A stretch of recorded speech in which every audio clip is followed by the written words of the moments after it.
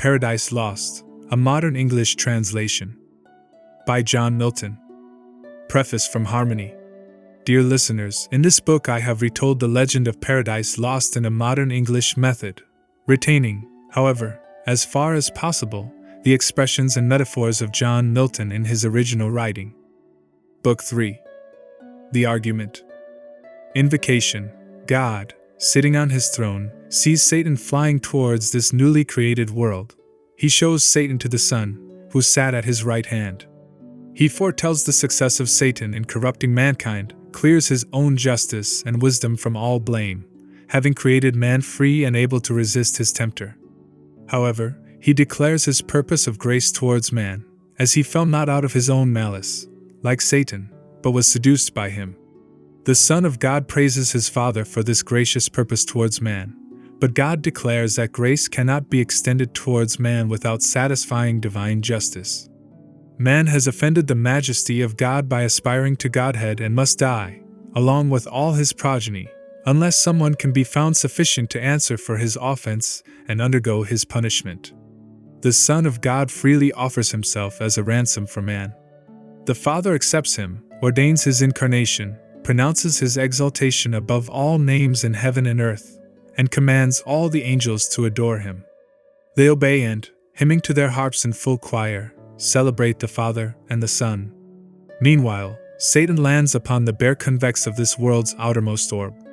He wanders and finds a place later called the limbo of vanity, sees who and what flies up there, then comes to the gate of heaven. He is described as ascending by stairs and the waters above the firmament that flow about it. His passage to the orb of the sun is where he finds Uriel, the regent of that orb. First, he changes himself into the shape of a lesser angel, pretending a zealous desire to behold the new creation in man, whom God had placed here, inquires about the place of his habitation, and is directed. He first lands on Mount Niphates. End invocation. Hail, holy light, offspring of heaven firstborn, or of the eternal co-eternal beam, may I express thee unblamed? Since God is light, and never but an unapproachable light dwelt from eternity, dwelt then in thee, bright effluence of bright essence increate. Or hearest thou rather pure ethereal stream, whose fountain who shall tell? Before the sun, before the heavens thou wert, and at the voice of God, as with a mantle, didst invest the rising world of waters dark and deep, one from the void and formless infinite. The eye revisit now with bolder wing, escaped the Stygian pool, though long detained in that obscure sojourn, while in my flight, through utter and through middle darkness borne, with other notes than to the Orphean lyre, I sung of chaos and eternal night, taught by the heavenly muse to venture down the dark descent, and up to reascend, though hard and rare, thee I revisit safe, and feel thy sovereign vital lamp, but thou revisitst not these eyes, that roll in vain to find thy piercing ray, and find no dawn. So thick a drop serene hath quenched their orbs, or dim suffusion veiled. Yet not the more seaside to wander where the muses haunt clear spring, or shady grove, or sunny hill, smit with the love of sacred song, but chief thee, Zion, and the flowery brooks beneath, that wash thy hallowed feet, and warbling flow, nightly I visit, nor sometimes forget those other two equalled with me in fate, so were I equalled with them in renown, blind Thamyris and blind Meonides, and Tiresias and Phineas, prophets old, then feed on thoughts that voluntary move harmonious numbers, as the wakeful bird sings darkling, and in shadiest covert hid tunes her nocturnal note. Thus with the year seasons return, but not to me returns day, or the sweet approach of even or morn, or sight of vernal bloom, or summer's rose, or flocks, or herds, or human face divine, but cloud instead, and ever-during dark surrounds me, from the cheerful ways of men cut off, and for the book of knowledge fair, presented with a universal blank of nature's works, to me expunged and raised, and wisdom at one entrance quite shut out. So much the rather thou, celestial light, shine inward, and the mind through all her powers irradiate, their planned eyes, all mist from thence purge and disperse, that I may see and tell of things invisible to mortal sight. Now had the Almighty Father from above, from the pure empyrean where he sits high throned above all height, bent down his eye, his own works and their works at once to view, about him all the sanctities of heaven stood thick as stars, and from his sight received beatitude past utterance. On his right the radiant image of his glory sat, his only Son. On earth he first beheld our two first parents, yet the only two of mankind, in the happy garden placed, reaping immortal fruits of joy and love, uninterrupted joy, unrivaled love, in blissful solitude. He then surveyed hell and the gulf between, and Satan there, coasting the wall of heaven on this side night in the dun air sublime, and ready now to stoop with wearied wings and willing feet on the bare outside of this world, that seemed firm land embosomed without firmament, uncertain which, in ocean or in air. Him God beholding from his prospect high, wherein past, present, future he beholds, thus to his only Son foreseeing spoke. Only begotten Son, sayest thou what rage transports our adversary? Whom no bounds prescribed, no bars of hell, nor all the chains heaped on him there, nor yet the main abyss wide interrupt, can hold, so bent he seems on desperate revenge, that shall redound upon his own rebellious head. And now, through all restraint broke loose, he wings his way not far off heaven, in the precincts of light, directly towards the new created world, and man there placed, with purpose to essay if him by force he can destroy, or, worse, by some false guile pervert, and shall pervert. For man will hearken to his glozing lies, and easily transgress the sole command, sole pledge of his obedience, so will fall he and his faithless progeny. Whose fault? Whose but his own? Ingrate, he had of me all he could have. I made him just and right, sufficient to have stood, though free to fall. Such I created all the ethereal powers and spirits, both them who stood and them who failed. Freely they stood who stood, and fell who fell. Not free, what proof could they have given sincere of true allegiance, constant faith, or love, where only what they needs must do appeared, not what they would? What praise could they receive, what pleasure I, from such obedience paid, when will and reason also is choice, useless and vain, of freedom both despoiled, made passive both, had served necessity, not me? They therefore, as to right belonged, so were created, nor can justly accuse their maker, or their making, or their fate, as if predestination overruled their will, disposed by absolute decree or high foreknowledge. They themselves decreed their own revolt, not I. If I foreknew, foreknowledge had no influence on their fault, which had no less proved certain unforeknown. So without least impulse or shadow of fate, or aught by me immutably foreseen, they trespass, authors to themselves in all, both what they judge and what they choose. For so I formed them free, and free they must remain till they enthrall themselves. I else must change their nature, and revoke the high decree unchangeable, eternal, which ordained their freedom. They themselves ordained their fall. The first sort by their own suggestion fell, self-tempted, self-depraved. Man falls, deceived by the other first. Man therefore shall find grace. The other, none. In mercy and justice both, through heaven and earth, so shall my glory excel. But mercy, first and last, shall brightest shine. Thus while God spoke, ambrosial fragrance filled all heaven, and in the blessed Spirit's elect sense of new joy ineffable diffused. Beyond compare the Son of God was seen most glorious. In him all his Father shone substantially expressed, and in his face divine compassion visibly appeared, love without end, and without measure grace, which uttering, thus he to his Father spoke. O Father, gracious was that word which closed thy sovereign sentence, that man should find grace, for which both heaven and earth shall high extol thy praises, with the innumerable sound of hymns and sacred songs, wherewith thy throne encompassed shall resound the ever-blessed. For should man finally be lost, should man, thy creature late so loved, thy youngest son, fall circumvented thus by fraud, though joined with his own folly? That be from thee far, that far be from thee, Father, who art judge of all things made, and judgest only right. Or shall the adversary thus obtain his end, and frustrate thine? Shall he fulfill his malice, and thy goodness bring to naught? Or proud return, though to his heavier doom, yet with revenge accomplished, and to hell draw after him the whole race of mankind, by him corrupted? Or wilt thou thyself abolish thy creation, and unmake for him what for thy glory thou hast made? So should thy goodness and thy greatness both be questioned and blasphemed without defense. To whom the great Creator thus replied, O Son, in whom my soul hath chief delight, son of my bosom, son who art alone my word, my wisdom, and effectual might, all hast thou spoken as my thoughts are, all as my eternal purpose hath decreed. Man shall not quite be lost, but saved who will, yet not of will in him, but grace in me freely vouchsafed. Once more I will renew his lapsed powers, though forfeit, and enthralled by sin to foul exorbitant desires, upheld by me, yet once more he shall stand on even ground against his mortal foe. By me upheld, that he may know how frail his fallen condition is, and to me owe all his deliverance, and to none but me.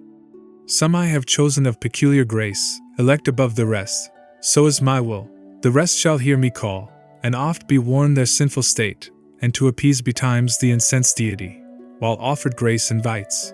For I will clear their senses dark, what may suffice, and soften stony hearts to pray, repent, and bring obedience due. To prayer, repentance, and obedience due, though but endeavored with sincere intent, mine ears shall not be slow, mine eye not shut. And I will place within them as a guide my umpire conscience, whom if they will hear, light after light well used they shall attain, and to the end persisting safe arrive. This my long sufferance, and my day of grace they who neglect and scorn shall never taste. But hard be hardened, blind be blinded more, that they may stumble on, and deeper fall, and none but such from mercy I exclude. But yet all is not done. Man, disobeying, disloyal breaks his fealty, and sins against the high supremacy of heaven, affecting Godhead, and so, losing all, to expiate his treason hath not left, but to destruction sacred and devote, he with his whole posterity must die he or justice must, unless for him some other, able and as willing, pay the rigid satisfaction, death for death. Say, heavenly powers, where shall we find such love? Which of you will be mortal, to redeem man's mortal crime, and just the unjust to save? Dwells in all heaven charity so dear? He asked, but all the heavenly choir stood mute, and silence was in heaven. On man's behalf patron or intercessor none appeared, much less that durst upon his own head draw the deadly forfeiture, and ransom set. And now without redemption all mankind must have been lost, adjudged to death and held by doom severe, had not the Son of God, in whom the fullness dwells of love divine, his dearest mediation thus renewed. Father, thy word is past, man shall find grace, and shall grace not find means, that finds her way, the speediest of thy winged messengers, to visit all thy creatures, and to all comes unprevented, unimplored, unsought? Happy for man, so coming! He her aid can never seek, once dead in sins and lost, atonement for himself, or offering meet, indebted and undone, hath none to bring. Behold me, then, me for him, life for life, I offer, on me let thine anger fall, account me man, I for his sake will leave thy bosom, and this glory next to thee freely put off, and for him lastly die well pleased. On me let death wreak all his rage, under his gloomy power I shall not long lie vanquished. Thou hast given me to possess life in myself forever. By thee I live, though now to death I yield, and am his due. All that of me can die, yet that debt paid, thou wilt not leave me in the loathsome grave, his prey, nor suffer my unspotted soul forever with corruption there to dwell. But I shall rise victorious, and subdue my vanquisher, spoiled of his vaunted spoil. Death his death's wound shall then receive, and stoop inglorious, of his mortal sting disarmed. I through the ample air in triumph high shall lead hell captive maugre hell, and show the powers of darkness bound. Thou, at the sight pleased, out of heaven shalt look down and smile, while, by thee raised, I ruin all my foes, death last, and with his carcass glut the grave. Then, with the multitude of my redeemed, shall enter heaven, long absent, and return, Father, to see thy face, wherein no cloud of anger shall remain, but peace assured and reconcilement. Wrath shall be no more thenceforth, but in thy presence joy entire. His words here ended, but his meek aspect silent yet spake, and breathed immortal love to mortal men, above which only shone filial obedience. As a sacrifice glad to be offered, he attends the will of his great Father. Admiration seized all heaven, what this might mean, and whither tend, wondering. But soon the Almighty thus replied, O thou in heaven and earth the only peace found out for mankind under wrath, O thou my sole complacence! Well thou know'st how dear to me are all my works, nor man the least, though last created, that for him I spare thee from my bosom and right hand, to save, by losing thee awhile, the whole race lost. Thou therefore, whom thou only canst redeem, their nature also to thy nature join, and be thyself man among men on earth, made flesh, when time shall be, of virgin seed by wondrous birth. Be thou in Adam's room the head of all mankind, though Adam's son. As in him perish all men, so in thee, as from a second root, shall be restored as many as are restored. Without thee, none. His crime makes guilty all his sons. Thy merit, imputed, shall absolve them who renounce their own both righteous and unrighteous deeds, and live in thee transplanted, and from thee receive new life. So man, as is most just, shall satisfy for man, be judged and die, and dying rise, and rising with him raise his brethren, ransomed with his own dear life. So heavenly love shall outdo hellish hate, giving to death, and dying to redeem, so dearly to redeem what hellish hate so easily destroyed, and still destroys in those who, when they may, accept not grace. Nor shalt thou, by descending to assume man's nature, lessen or degrade thine own. Because thou hast, though throned in highest bliss equal to God, and equally enjoying godlike fruition, quitted all to save a world from utter loss, and hast been found by merit more than birthright Son of God, found worthiest to be so by being good, far more than great or high. Because in thee love hath abounded more than glory abounds, therefore thy humiliation shall exalt with thee thy manhood also to this throne. Here shalt thou sit incarnate, here shalt reign both God and man, Son both of God and man, anointed universal King. All power I give thee, reign forever, and assume thy merits. Under thee, as head supreme, thrones, princedoms, powers, dominions I reduce. All knees to thee shall bow of them that bide in heaven, or earth, or under earth and hell. When thou, attended gloriously from heaven, shalt in the sky appear, and from thee send the summoning archangels to proclaim thy dread tribunal, forthwith from all winds the living, and forthwith the sighted dead of all past ages, to the general doom shall hasten. Such appeals shall rouse their sleep. Then, all thy saints assembled, thou shalt judge bad men and angels. They arraigned shall sink beneath thy sentence. Hell, her numbers full, thenceforth shall be forever shut. Meanwhile the world shall burn, and from her ashes spring new heaven and earth, wherein the just shall dwell, and after all their tribulations long see golden days, fruitful of golden deeds, with joy and love triumphing, and fair truth. Then now thy regal scepter shalt lay by, for regal scepter then no more shall need. God shall be all in all. But all ye gods, adore him who, to compass all this, dies, adore the Son, and honor him as me.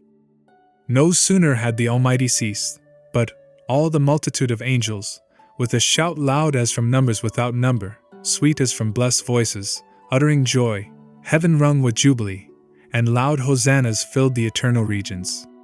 Lowly reverent towards either throne they bow, and to the ground with solemn adoration down they cast their crowns inwove with amaranth and gold, immortal amaranth, a flower which once in paradise, fast by the tree of life, began to bloom, but soon from man's offense to heaven removed, where first it grew, there grows and flowers aloft, shading the fount of life. And where the river of bliss through midst of heaven rolls o'er Elysian flowers her amber stream. With these that never fade the spirits elect bind their resplendent locks enwreathed with beams. Now in loose garlands thick thrown off, the bright pavement, that like a sea of jasper shone, empurpled with celestial roses smiled.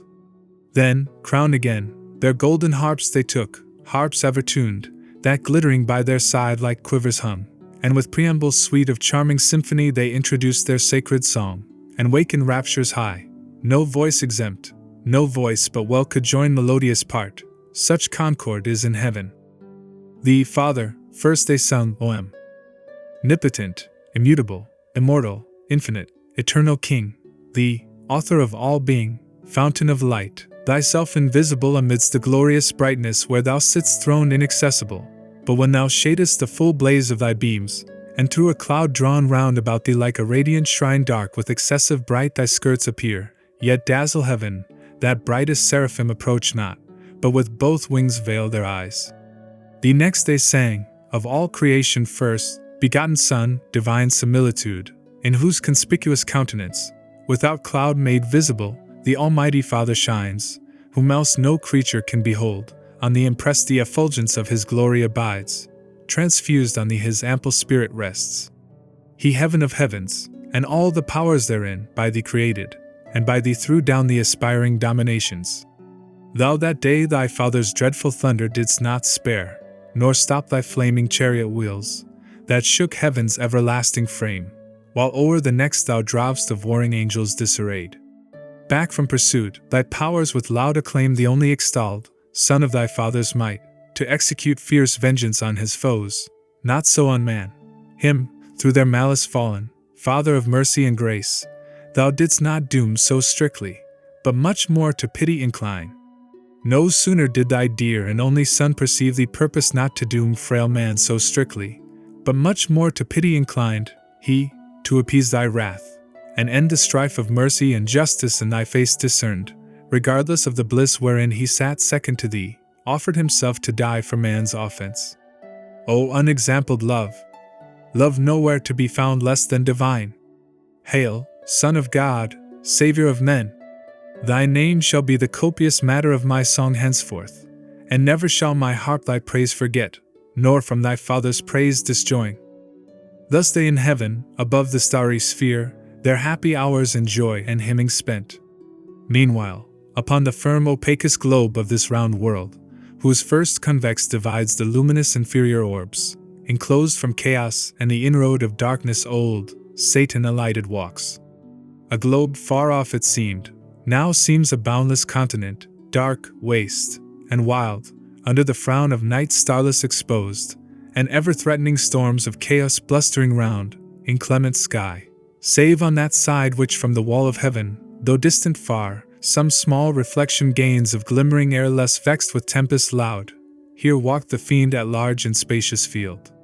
As when a vulture on Emmaus bred, whose snowy ridge the roving Tartar bounds, dislodging from a region scarce of prey, to gorge the flesh of lambs or yearling kids on hills where flocks are fed, flies toward the springs of Ganges or Hydasps, Indian streams, but in his way lights on the barren plains of Sarikana, where Chineses drive with sails and wind their caney wagons light. So, on this windy sea of land, the fiend walked up and down alone, bent on his prey, alone, for other creature in this place, living or lifeless, to be found was none, none yet. But store hereafter from the earth up hither like aerial vapors flew of all things transitory and vain, when sin with vanity had filled the works of men, both all things vain, and all who in vain things built their fond hopes of glory or lasting fame, or happiness in this or the other life. All who have their reward on earth, the fruits of painful superstition and blind zeal, not seeking but the praise of men, here find fit retribution, empty as their deeds. All the unaccomplished works of nature's hand, abortive, monstrous, or unkindly mixed, dissolved on earth, fleet hither, and in vain, till final dissolution, wander here, not in the neighboring moon, as some have dreamed, those argent fields more likely habitants. Translated saints, or middle spirits, hold betwixt the angelical and human kind. Hither, of ill-joined sons and daughters born, first from the ancient world those giants came, with many a vain exploit, though then renowned, the builders next of Babel on the plain of Sennaar, and still with vain design new Babels, had they wherewithal, would build. Others came single. He who, to be deemed a god, leaped fondly into Etna flames, Empedocles, and he who, to enjoy Plato's Elysium, leaped into the sea, Cleombrotus. And many more, too long, embryos and idiots, eremites and friars, white, black, and grey, with all their trumpery. Here pilgrims roam, that strayed so far to seek in Golgotha him dead who lives in heaven, and they who, to be sure of paradise, dying put on the weeds of Dominic, or in Franciscan think to pass disguised. They pass the planets 7, and pass the fixed, and that crystalline sphere whose balance weighs the trepidation talked, and that first moved, and now St. Peter at heaven's wicket seems to weight them with his keys, and now at foot of heaven's ascent they lift their feet, when, lo! A violent cross wind from either coast blows them transverse, 10,000 leagues awry, into the devious air. Then might ye see cows, hoods, and habits, with their wearers, tossed and fluttered into rags. Then relics, beads, indulgences, dispenses, pardons, bulls, the sport of winds, all these, upwhirled aloft, fly o'er the backside of the world far off into a limbo large and broad, since called the paradise of fools, to few unknown long after, now unpeopled and untrod. All this dark globe the fiend found as he passed, and long he wandered, till at last a gleam of dawning light turned thitherward in haste his travelled steps. Far distant he descries, ascending by degrees magnificent up to the wall of heaven, a structure high, at top whereof, but far more rich, appeared the work as of a kingly palace gate, with frontispiece of diamond and gold embellished. Thick with sparkling orient gems the portal shone, inimitable on earth by model, or by shading pencil drawn. The stairs were such as whereon Jacob saw angels ascending and descending, bands of guardians bright, when he from Esau fled to Padan Aram, in the field of Luz dreaming by night under the open sky, and waking cried, "This is the gate of heaven." Each stair mysteriously was meant, nor stood there always, but drawn up to heaven sometimes viewless, and underneath a bright sea flowed of jasper, or of liquid pearl, whereon who after came from earth sailing arrived, wafted by angels, or flew o'er the lake, wrapped in a chariot drawn by fiery steeds. The stairs were then let down, whether to dare the fiend by easy ascent, or aggravate his sad exclusion from the doors of bliss, direct against which opened from beneath, just o'er the blissful seat of paradise, a passage down to the earth, a passage wide, wider by far than that of aftertimes over Mount Zion, and though that were large, over the promised land to God so dear, by which, to visit oft those happy tribes, on high behest his angels to and fro pass frequent, and his eye with choice regard, from Peneus, the fount of Jordan's flood, to Beersaba, where the Holy Land borders on Egypt and the Arabian shore. So wide the opening seemed, where bounds were set to darkness, such as bound the ocean wave. Satan from hence, now on the lower stair, that scaled by steps of gold to heaven gate, looks down with wonder at the sudden view of all this world at once. As when a scout, through dark and desert ways with peril gone all night, at last by break of cheerful dawn obtains the brow of some high climbing hill, which to his eye discovers unaware the goodly prospect of some foreign land first seen, or some renowned metropolis with glistering spires and pinnacles adorned, which now the rising sun gilds with his beams. Such wonder seized, though after heaven's seen, the spirit malign, but much more envy seized, at sight of all this world beheld so fair. Round he surveys, and well might where he stood, so high above the circling canopy of night's extended shade, from eastern point of Libra to the fleecy star that bears Andromeda far off Atlantic seas beyond the horizon, then from pole to pole he views in breadth, and without longer pause, down right into the world's first region throws his flight precipitant, and wins with ease through the pure marble air his oblique way amongst innumerable stars, that shone stars distant, but nigh hand, seemed other worlds. Or other worlds they seemed, or happy isles, like those Hesperian gardens famed of old, fortunate fields, and groves, and flowery valleys thrice happy isles. But who dwelt happy there he stayed not to inquire. Above them all the golden sun, in splendor likest heaven, allured his eye. Thither his course he bends through the calm firmament, but up or down, by center or eccentric, hard to tell, or longitude, where the great luminary, aloof the vulgar constellations thick, that from his lordly eye keep distance due, dispenses light from far. They, as they move their starry dance in numbers that compute days, months, and years, towards his all-cheering lamp turn swift their various motions, or are turned by his magnetic beam, that gently warms the universe, and to each inward part with gentle penetration, though unseen, shoots invisible virtue even to the deep, so wondrously was set his station bright. There lands the fiend, a spot like which perhaps astronomer in the sun's lucent orb through his glazed optic tube yet never saw. The place he found beyond expression bright, compared with aught on earth, metal or stone, not all parts like, but all alike informed with radiant light, as glowing iron with fire. If metal, part seemed gold, part silver clear. If stone, carbuncle most or chrysolite, ruby or topaz, to the 12 that shone in Aaron's breastplate, and a stone besides, imagined rather oft than elsewhere seen, that stone, or like to that, which here below philosophers in vain so long have sought, In vain, though. By their powerful art they bind volatile Hermes, and call up unbound in various shapes old Proteus from the sea, drained through a limb back to his native form. What wonder then if fields and regions here breathe forth elixir pure, and rivers run potable gold, when, with one virtuous touch, the archchemic sun, so far from us remote, produces, with terrestrial humor mixed, here in the dark so many precious things of color glorious and effect so rare? Here matter new to gaze the devil met undazzled. Far and wide his eye commands, for sight no obstacle found here, nor shade, but all sunshine, as when his beams at noon culminate from the equator, as they now shot upward still direct, whence no way round shadow from body opaque can fall, and the air, nowhere so clear, sharpened his visual ray to objects distant far, whereby he soon saw within can a glorious angel stand, the same whom John saw also in the sun. His back was turned, but not his brightness hid. Of beaming sunny rays a golden tire circled his head, nor less his locks behind illustrious on his shoulders fledged with wings lay waving round. On some great charge employed he seemed, or fixed in cogitation deep. Glad was the spirit impure, as now in hope to find who might direct his wandering flight to paradise, the happy seat of man, his journey's end, and our beginning will. But first he casts to change his proper shape, which else might work him danger or delay.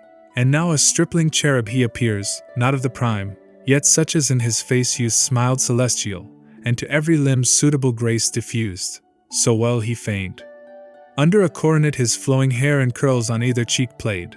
Wings he wore of many a colored plume sprinkled with gold, his habit fit for speed succinct, and held before his decent steps a silver wand.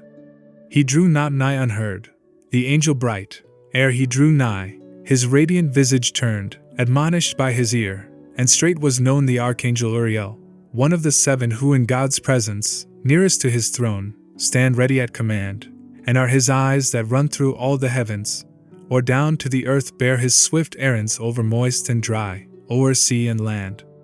Him Satan thus accosts: Uriel, for thou of those seven spirits that stand in sight of God's high throne, gloriously bright, the first art wont his great authentic will interpreter through highest heaven to bring, where all his sons thy embassy attend, and here art likeliest by supreme decree like honor to obtain, and as his eye to visit oft this new creation round, unspeakable desire to see and know all these his wondrous works, but chiefly man, his chief delight and favor.